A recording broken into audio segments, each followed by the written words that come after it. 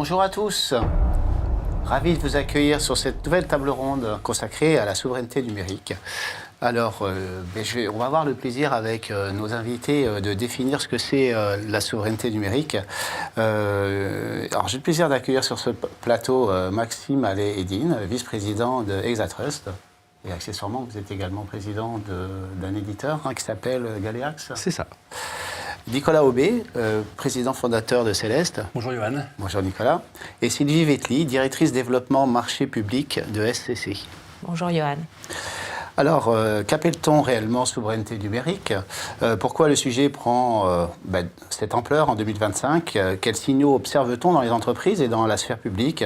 Quel rôle joue le Channel dans cette dynamique? Voilà, c'est les questions qu'on va se poser pendant ces 30 minutes. Comment vous définiriez la souveraineté numérique aujourd'hui et en quoi est-elle différente de la seule souveraineté des données? Je vais m'adresser à Maxime. Avant de répondre, j'aimerais que vous nous rappeliez qui est Exatrust et pourquoi cette organisation a été fondée il y a 10 ans. Exatrust, c'est une association d'éditeurs de logiciels à la base, dans la cyber, qui maintenant rassemble aussi donc, des intégrateurs, des cabinets de conseil et également des solutions cloud, des hébergeurs cloud ou même en fait du digital workplace, donc les solutions pour pouvoir mieux travailler tous ensemble. Et notre objectif, c'est de fédérer les solutions qui sont françaises pour les faire rayonner déjà en France, parce que c'est important d'être très fort chez nous, et en plus aussi de les faire rayonner à l'étranger, principalement aujourd'hui en Europe de l'Ouest. On a un peu plus de 150 membres, on représente un peu plus de 10 milliards d'euros de chiffre d'affaires, et également on a un peu plus de 10 000 experts. Et on a créé cette structure vraiment pour pouvoir faire rayonner les entreprises et les pépites françaises. Alors maintenant, la souveraineté numérique, quelle est votre approche? Comment vous abordez ce concept? Pour moi, quand on parle de souveraineté, parfois, c'est un peu mal vu. Et donc maintenant, j'essaie de parler plutôt de résilience. C'est-à-dire que finalement, l'objectif de la souveraineté dans les solutions qu'on peut utiliser, c'est surtout de ne pas être, on va dire, dépendant d'une solution ou alors dépendant d'une volonté géopolitique d'un tiers. Avec l'approche de la résilience, on peut se dire que finalement, si jamais on travaille avec un éditeur qui respecte nos données, avec un éditeur qui a les mêmes intérêts géopolitiques et géostratégiques que nous, eh bien, on a plus de capacité à pouvoir faire des choix, c'est-à-dire l'année prochaine changer d'éditeur, par exemple, conserver ses données, mais aussi avoir une plus grande capacité à respecter la législation, par exemple le RGPD. Alors je me tourne vers vous, Nicolas. Que Céleste a construit sa souveraineté par design, déjà dès le départ, en faisant le choix de posséder son réseau, ses data centers, ses services. Alors pourquoi? Et rappelez-nous votre métier. Oui, donc Céleste est un opérateur de fibre, de cloud et de cybersécurité pour les entreprises en France et en Suisse. Céleste équipe 20 000 entreprises. On peut dire que c'est un opérateur souverain, c'est un opérateur qui est sur notre territoire en France et en Suisse. Et c'est vrai qu'on a fait le choix il y a 15 ans d'être indépendant avec notre propre infrastructure. On a construit notre réseau de fibre. C'est vrai que ça paraît étonnant de se dire pourquoi ne pas dépendre finalement des réseaux des autres. Eh bien, c'est le choix qu'on a fait pour être autonome stratégiquement. Comme disait Maxime, c'est vrai que la souveraineté, avant tout, c'est la liberté. Liberté de choisir son destin. Moi, je pense avant tout que ça passe par l'investissement, donc dans le réseau de fibre pour Céleste et aussi dans nos data centers. On a 9 data centers. Donc on a fait le choix par l'investissement d'être indépendant. Ça ne s'est pas fait, au tout départ, vous avez expérimenté la dépendance. Oui, c'est vrai que quand j'ai créé Céleste en 2001, nous étions un opérateur sans réseau et sans data center. Donc on était hébergé, on dépendait essentiellement du réseau téléphonique, du réseau de cuivre, qui est un monopole, en fait. Donc le réseau de cuivre, il n'y en a qu'un seul. Et d'ailleurs, il est en train de s'arrêter. Il est remplacé par les réseaux de fibre. Il y a plusieurs réseaux de fibre. Mais au départ, donc Céleste était dépendant du réseau de cuivre, était dépendant aussi de nos fournisseurs en termes d'hébergement, de data center. Et qu'est-ce qui vous a donc fait penser qu'il fallait absolument investir? Alors dans les premières années, cette dépendance faisait qu'on n'était pas libre de nos prix. On était, je dirais, pour aller conquérir des marchés, parfois on était, à notre sens, entravé parce qu'on n'avait pas la liberté de développer un réseau où il fallait aller. Il y avait des zones où il n'y avait pas de réseau. si on prend le cas, par exemple, du réseau téléphonique, du réseau ADSL, les entreprises qui étaient en périphérie des villes étaient moins éligibles que les centres-villes, de par la construction du réseau de cuivre. Et donc, voilà, le fait de ne pas avoir ses propres capacités, ça a nuit dans son développement. Et puis, c'est vrai qu'on faisait face aussi à un opérateur historique, qui est une belle entreprise, mais qui, quand on a démarré, était quasiment un monopole. Alors, c'était plus un monopole parce que justement, le marché a été ouvert, mais justement, c'est par l'investissement que les opérateurs alternatifs ont réussi à se faire un chemin dans ce monde des télécoms. Donc moi, je dirais que la souveraineté, ce n'est pas du nationalisme, ce n'est pas du protectionnisme. La souveraineté, c'est être libre chez soi, ne pas dépendre d'influence, d'ingérence extérieure, ne pas dépendre par exemple d'États. On a vu par exemple que la Cour pénale internationale a accusé Microsoft d'avoir coupé ou en tout cas d'avoir empêché l'accès à ses emails. Donc ça a été un coup de tonnerre quand même en Europe, parce que c'est une institution européenne. Donc ça, c'est l'ingérence d'État. On voit que la loi américaine permet aux entreprises qui exercent aux États-Unis, même pas forcément les entreprises américaines, contraint ces entreprises à donner leurs données à l'État américain. Donc ça, c'est le Patriot Act. Donc ça, c'est une chose. C'est un acte d'ingérence, mais il y a d'autres pays qui le font. Je veux dire, c'est pas que les Américains. Il y a aussi l'espionnage, ça existe, l'espionnage industriel par les entreprises ou par les États, ça existe aussi. Il faut s'en protéger. Les données des entreprises doivent être en sécurité. Et puis il y a aussi les positions de monopole ou les positions, on va dire, d'oligopole des grandes entreprises. Donc c'était le cas. Des big tech. Voilà, c'était le cas pour les opérateurs télécoms historiques en France, en Suisse, au début de Céleste, mais dans tous les pays. Mais c'est le cas aussi maintenant des big tech. Donc l'idée, ce n'est pas d'interdire ces entreprises, ces grosses entreprises, mais c'est d'avoir le choix. Et donc, avec une régulation, d'autoriser la concurrence, d'autoriser les nouveaux acteurs, et surtout que les clients, à la fin, puissent choisir. Okay. Être souverain, c'est choisir. Alors, je vais m'adresser à vous, Sylvie. Alors, on va parler des besoins du secteur public, puisque c'est votre spécialité. Alors, à votre avis, est-ce que le secteur public comprend bien cette différence entre les données souveraines et la chaîne numérique souveraine ? Et voilà, comment vous ressentez, vous, la demande dans le secteur public ? Merci. Donc, SCC France, c'est la deuxième ESN en France. On fait à peu près 2,9 milliards de chiffre d'affaires avec une belle croissance en 2024, presque 6% de croissance, et essentiellement sur les services, un peu plus de 7% de services qui ont été tirés par toutes les offres autour du Move to Cloud, de la cybersécurité, de l'IA, mais également des services managés sur les infrastructures, sur la sécurité, sur les réseaux et les managed services autour du end-user.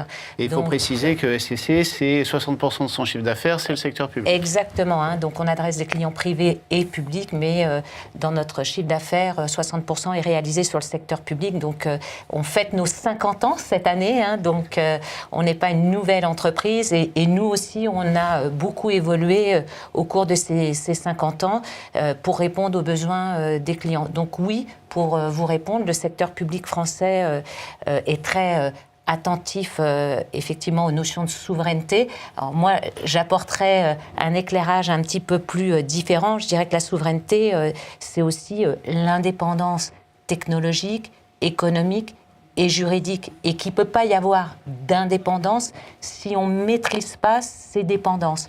Et donc, ce que l'on voit, c'est surtout des DSI, mais également des COMEX qui prennent conscience qu'il faut d'abord cartographier ces dépendances. Sur quelles applications critiques on a une dépendance? Et est-ce que cette application critique, elle peut avoir une offre alternative? Parce qu'on n'a pas des offres alternatives souveraines sur tout le monde. Il faut aussi se dire que c'est également des investissements. Parce qu'on ne peut pas migrer d'une offre américaine vers une offre souveraine sans investissement au démarrage. Il y a également toute la partie migration, adoption des usages, conduite au changement.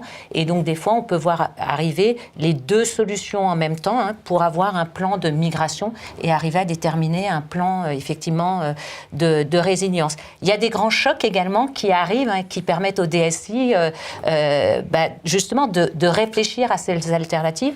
Je ne sais pas si vous allez en parler, mais effectivement, le choc du rachat de VMware par Broadcom en a été un, avec des solutions alternatives qui sont souvent aussi des solutions américaines. Donc l'indépendance technologique, est-ce qu'il y a une réponse souveraine en face, ou également de l'open source avec Proxmox.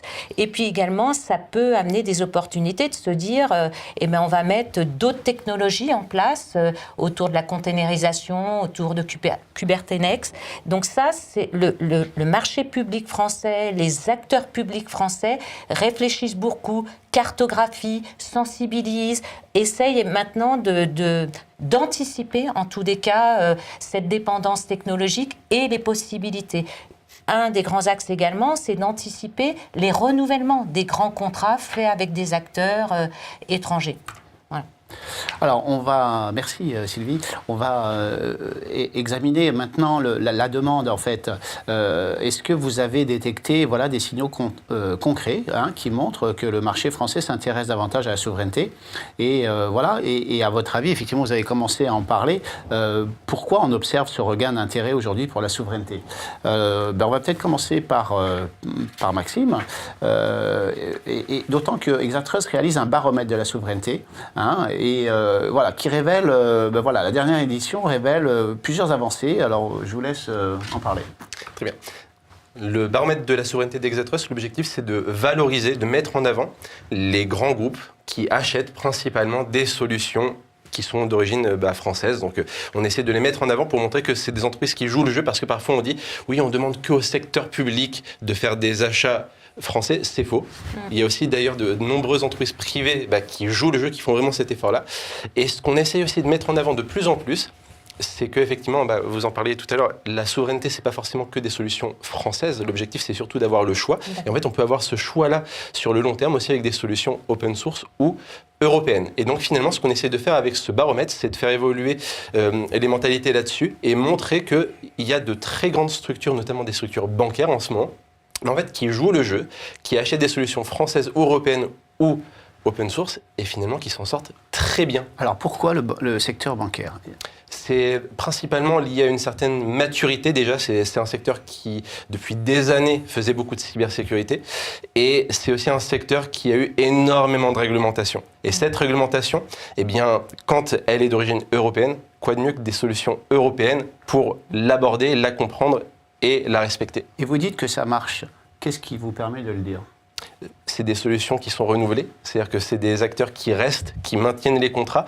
Or, je pense qu'aujourd'hui, au niveau des solutions européennes, peut-être quelque chose qu'on pourrait nous reprocher, c'est qu'on laisse peut-être trop de choix à nos clients, il n'y a peut-être pas assez d'adhérence, de dépendance qu'on essaie de maintenir avec eux, et donc si jamais ils voulaient partir, ils claquent des doigts et ils peuvent partir. Or, ils restent. Ok. Alors Nicolas, les big tech, vous montrent leurs limites, la hausse des prix, décision unilatérale, les clients veulent se libérer, vous confirmez tout ça? Oui, je pense qu'il se passe quelque chose aujourd'hui. On voit vraiment en 2025, il y a quelque chose qui arrive, c'est que les entreprises nous demandent des solutions du cloud, notamment du cloud privé, mais en plus, comme disait Sylvie, des technologies, des logiciels en dehors des logiciels de la big tech américaine. Donc c'est souvent de l'open source, effectivement. Et ça, chez Céleste, on voit en fait les grands projets qu'on a signés cette année, c'est ça en fait. C'est vraiment des projets de cloud privé vers des technologies libres. Ça. Les clients qui reviennent du cloud public? Oui, ils reviennent du cloud public. C'est déjà les plans de reprise d'activité. Donc, ils ont quelque chose ailleurs et ils veulent, quoi qu'il arrive, quelque chose de souverain, en France ou en Suisse, qui soit différent avec d'autres technologies. Donc, ça, c'est une façon d'aborder la souveraineté en disant, OK, j'ai choisi mon fournisseur X ou Y, mais je choisis un plan B différent et un plan B souverain. Si vraiment c'est la catastrophe et il se passe quelque chose, j'ai un plan chez moi, dans mon pays, avec quelque chose qui va tenir la route. C'est ça la motivation, c'est le plan B, c'est la résilience. Avant tout, c'est ça, c'est le PRA, le plan de reprise d'activité, mais c'est aussi la prod. La prod de base, on a aussi des clients qui remettent leur prod en France ou en Suisse, et avec des technos libres, open source. C'est aussi la messagerie. La messagerie revient. On avait perdu la messagerie. Hein, on fait de la messagerie depuis plus de 20 ans. Tout était parti. Et là, ça revient. Là, ça revient. Et les sites web, là, on a 30 000 sites web. Céleste, maintenant, héberge 30 000 sites web en France et en Suisse. Donc, on voit vraiment un mouvement massif. Ce n'est pas que des intentions, c'est vraiment des actes. C'est 2025. C'est 2025. Sylvie, est-ce que vous voyez le terme souveraineté dans les appels d'offres ? Oui, là, il y a des initiatives. Hein. Le dernier en date était sur une centrale d'achat dédiée aux collectivités territoriales avec la région Occitanie. Hein. Effectivement, il y a maintenant des critères très, très bien définis qui indiquent que le cloud doit être en France, souverain, avec des certifications, et qu'il ne doit pas être exposé à l'extraterritorialité des données. Donc c'est extrêmement précis sur les besoins et les attentes en termes de protection, d'hébergement et de non-exfiltration des données vers la plaque américaine. Voilà. C'est encore marginal ou c'est déjà usuel ? Oui, c'est encore marginal. Et puis, je pourrais dire que la souveraineté, effectivement, on a parlé d'économie, on a parlé de technologie, mais c'est aussi un enjeu juridique. Et pour ça, il faut aussi que la commande publique puisse évoluer. Donc, vous avez vu peut-être le rapport du Sénat de juillet 2025, après toutes les auditions. Et il y a des grandes recommandations qui sont faites, dont plusieurs autour de la formation et de l'acculturation des acheteurs publics sur ces notions de souveraineté ou en tous les cas de préférence européenne, mais pas que les acheteurs publics, parce que quand on fait un achat public, il y a une commission d'appel d'offres, et dans les commissions d'appel d'offres, il y a également des membres de cette commission qui ne sont pas forcément non plus formés à cette commande publique. Et donc, il y a des grands enjeux. Comment on choisit ? Comment on dépouille, comment on s'assure que la solution alternative va être pérenne, va être économiquement viable, qu'elle va répondre effectivement à mes besoins. Donc il y a des recommandations sur la formation, il y a des recommandations pour inscrire une préférence européenne, parce qu'aujourd'hui la commande publique interdit de la discrimination sur la nationalité d'un candidat ou d'une solution. Voilà. Ce que ne font pas nos amis états-uniens. Alors, je ne connais pas bien, excusez-moi, mais la façon de la commande publique... le Small Business Act. Oui, sur le Small Business Act, mais en tous les cas, en France ou en Europe, ça avance pour pouvoir mieux mettre des critères de souveraineté dans les appels d'offres, en sachant que la commande publique française est un énorme levier, un accélérateur et un facilitateur de ces achats publics. Alors, j'aimerais que vous... L'IA souverain, c'est un énorme sujet aussi. Tous les États essayent d'avoir leur IA souveraine. Donc c'est la course aux armements, mais après, effectivement, la technologie est derrière. Aujourd'hui, c'est encore très américain, c'est encore très NVIDIA, mais tout le monde essaye d'être souverain aussi sur ce sujet. J'aimerais que vous nous parliez, Sylvie, du portail, parce que vous disiez que ça avance, et SCC avance aussi. Un portail d'aide au choix, développé avec l'UGAP, mais voilà, qui n'est pas seulement pour identifier les alternatives souveraines. Donc. Alors effectivement, c'est une offre SCC, que ce soit pour ses clients privés ou publics. En tout cas, on est parti du constat en tant que effectivement grand acteur de référencement de solutions numériques.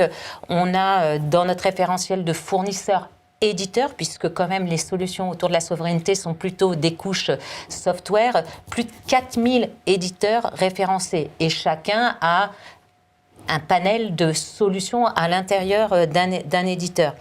Et on est parti du postulat que quand on est acheteur, privé ou public, c'est un petit peu cette jungle ou un parcours du combattant pour identifier quelles sont les solutions Et puis après, en fonction de vos critères, quelles sont les solutions souveraines, avec des critères bien définis sur la fiche d'identité de l'éditeur, sa santé financière, est-ce qu'il a des capitaux à l'étranger. Et après, on va descendre aux solutions. Où est-ce qu'elles sont hébergées? Sur un cloud souverain? Est-ce qu'elles sont exposées justement à ces lois d'extraterritorialité? Est-ce que l'éditeur est propriétaire du code source? Et après, des notions autour de toute la réglementation, NIS 2, DORA, RGPD. Donc, ça va être une sorte d'entonnoir qui va permettre après de donner des indices, on va dire presque le Nutri-Score de l'édition par rapport à vos besoins et de la pertinence des solutions. On n'est pas là pour proposer une solution, mais des solutions qui répondent à un besoin. Donc, c'est une avancée. On a fait le choix, effectivement, de le faire avec une livre A souveraine, française, et hébergée dans un cloud souverain pour que la chaîne de valeur soit remplie. En tous les cas, c'est permettre à l'acheteur public ou privé de faire un choix éclairé. Et ça a une autre notion qui est extrêmement importante, puisqu'on parle de souveraineté, c'est qu'il faut aussi mettre en lumière les solutions souveraines. Souvent, la difficulté, et ce n'est pas que les PME, les start-up, j'écoutais le président d'EasyVista qui disait qu'il avait besoin également, lui, d'être mis en lumière face aux solutions américaines. Donc, cette plateforme, elle va mettre en lumière des acteurs européens, des acteurs souverains, et ça va leur permettre d'avoir un accélérateur dans leur visibilité et leur business. Très bien. Alors, j'aimerais qu'on donne quelques mots sur le channel. Vous représentez essentiellement des éditeurs jusqu'ici et je voulais comprendre, sonder votre avis sur le channel. Est-il un levier ou un frein à la souveraineté? Effectivement, c'est un sujet qui existe depuis 20 ans et on peut penser que le channel a jusqu'ici freiné. Autant d'ailleurs que les acheteurs publics qui avaient des recommandations pour acheter open source ou français et puis qui n'en ont pas tenu compte. Donc voilà, comment voyez-vous les choses? Quel est le rôle du channel? Le channel, c'est la clé. Ça, c'est vraiment, en synthèse, c'est ça. Le channel, c'est la clé. Donc, c'est vraiment un élément ultra important pour nous. Ce qu'on a observé sur les dernières années, c'est déjà que, historiquement, Exatrust n'avait pas vraiment d'intégrateurs qui étaient membres. Et puis, petit à petit, ça a changé. Alors, pourquoi ça a changé? Le premier levier, c'est que quand tous les intégrateurs proposent des solutions américaines, il y en a certains qui se disent, pour me différencier de mes concurrents, ça serait peut-être pas mal que je propose des alternatives. Et puis quand ces intégrateurs-là, ils se sont aperçus qu'ils gagnaient plus de marché, ça fait des petits. Il y a d'autres intégrateurs qui se sont dit, moi aussi j'ai envie de proposer des alternatives, moi aussi j'ai envie de proposer des solutions Exatrust par exemple. Et donc il y a eu un petit effet boule de neige comme ça que l'on voit de plus en plus. Et après, au-delà de ces aspects purement, on va dire, commerciaux pour les intégrateurs, au-delà de ces intérêts uniquement financiers, il y a un autre aspect aussi, c'est que pour un intégrateur, il y a tellement maintenant d'administratifs à faire pour montrer que les solutions que l'on distribue respectent certaines normes, respectent certaines réglementations. On va le voir de plus en plus avec le Cyber Resilience Act aussi qui va arriver prochainement. Et en fait, si on travaille avec des sociétés qui ont déjà tout coché, c'est quand même beaucoup plus facile. Et donc, il y a vraiment ce levier. Moi, en tant qu'intégrateur, je me facilite la vie. Et également, moi, en tant qu'intégrateur, je gagne des parts de marché. C'est ce qu'on a vu qui a fait émerger cet intérêt pour les solutions souveraines. Ok, merci. Nicolas, vous avez vous-même, vous animez un channel. Voilà, comment vous voyez l'accueil du channel par rapport à votre tournant vers, ou en tout cas le tournant de vos clients vers le souveraineté? Je pense que le fond de l'histoire, quand même, c'est que les entreprises n'ont pas assez investi dans l'IT. De manière générale. Et c'est pas parce qu'il y a des risques de souveraineté, etc. Il faudrait pas que le message soit attention, on arrête tout, on met tout chez soi dans des vieilles bécanes qui vont se faire attaquer. En fait, c'est dangereux d'avoir ces données chez soi. Il faut que le channel continue à pousser leurs clients pour être hébergés et avoir des solutions professionnelles, chez des professionnels. Donc des éditeurs professionnels, des hébergeurs, des entreprises du numérique. Donc les entreprises en général ont besoin d'investir dans l'IT. Elles ont vraiment sous-investi aujourd'hui. Et pour des raisons de sécurité, pour qu'elles ne se fassent pas attaquer, elles doivent investir, elles doivent se protéger avec une infrastructure numérique correcte, des logiciels à jour, des choses, on va dire, des bonnes pratiques. Et donc ça, c'est le rôle du channel, parce que l'entreprise toute seule, c'est pas son métier. Le channel, en fait, va conseiller aux entreprises de se protéger en investissant dans l'IT. Et donc, effectivement, il y a ce sujet de la souveraineté, mais c'est avant tout, je pense que la vague de fonds qui est l'investissement IT des entreprises, on n'en est qu'au début. Et donc pour le channel, il faut continuer. On doit aider les entreprises qui, sinon, vont être les laissées pour compte de la révolution numérique. Alors, je vais vous permettre de rebondir. Vous dites qu'on n'en est qu'au début. Quelles sont les prochaines étapes? Alors, vous avez parlé de messagerie, de cloud, et ensuite, IA peut-être? Voilà, il faut que les données ne sont pas en sécurité dans les entreprises. Il faut qu'elles soient chez des professionnels, donc des éditeurs, des hébergeurs professionnels du numérique. Ça, c'est la clé. C'est aussi l'arrêt du cuivre. Il y a encore 10 millions de lignes de cuivre dans les entreprises qui vont être coupées demain, dans les 5 prochaines années. Donc ça, il faut s'en préoccuper. Il faut revoir son infrastructure numérique. Et c'est l'IA. Donc l'IA, c'est évidemment tout le monde pense, tout le monde est convaincu que c'est une nouvelle révolution, que ça va changer tout, les achats, le commerce, les services clients. Dans les entreprises, ça va tout changer. Et donc l'IA, c'est pareil. Est-ce que c'est mettre toutes ces données chez un tiers pour qu'il m'envoie des services, mais qu'il exploite mes données? Non, les entreprises se rendent compte qu'il y a peut-être un problème quand même. Donc il va y avoir des IA souveraines, il va y avoir des IA privées. Donc ça va être aussi la nouvelle façon d'investir dans le numérique. Donc l'infrastructure d'abord, les logiciels, les éditeurs et l'IA. Prochaine étape, l'IA? Tout à fait. L'IA, ça va être très important. Et d'ailleurs, chez Exatrust, on va aussi demander à des acteurs importants de l'IA de nous rejoindre parce que c'est l'union qui fait la force. Il n'y en a pas encore? Pas encore, parce qu'on n'a pas cherché à aller sur cette thématique de manière trop forte. En fait, il y a énormément d'IA utilisée dans la cyber, mais maintenant on cherche vraiment à faire de l'IA pour de l'IA et à regarder pour rassembler des acteurs de ce domaine-là. Je crois que vous avez aussi un développement européen. Tout à fait. L'objectif, c'est de, pareil, se développer parce que l'union fait la force, y compris au niveau des États membres de l'Union européenne. Et donc aujourd'hui, on travaille beaucoup avec la Belgique. Ça se passe très bien là-bas. On regarde aussi pour travailler de plus en plus avec l'Espagne et l'Allemagne et on a hâte de continuer ce développement-là. On a des membres même de Suède qui nous ont rejoints et on espère vraiment pouvoir fédérer petit à petit un écosystème européen et peut-être passer de Exatrust à Eurotrust. Sylvie, un mot de conclusion? Oui, on peut aussi parler de l'IA pour ses propres besoins. Donc, SCC va avoir un grand plan d'investissement de 35 millions d'euros autour de l'IA, de la cybersécurité et du network, puisque quand on parle de garantir la donnée, il y a aussi les réseaux.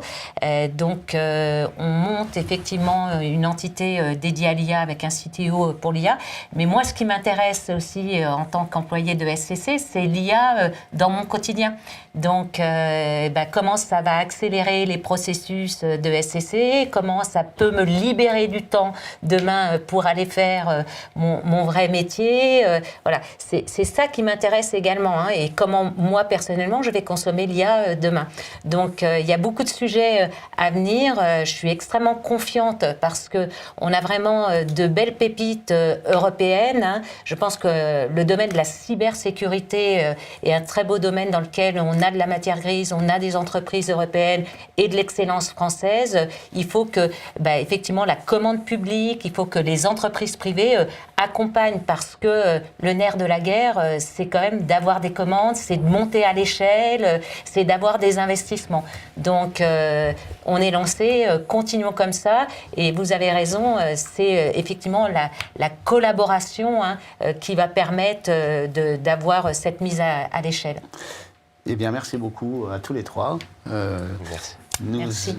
Nous allons clore cette table ronde. Je vais laisser la parole à notre partenaire Keepit, qui va être représenté par son vice-président Sauce IMI Thierry Bedos, interviewé par Jean-François Lenilias. À tout de suite dans une dizaine de minutes pour la deuxième table ronde. Merci. Merci, au revoir. Merci. Au revoir. Au revoir.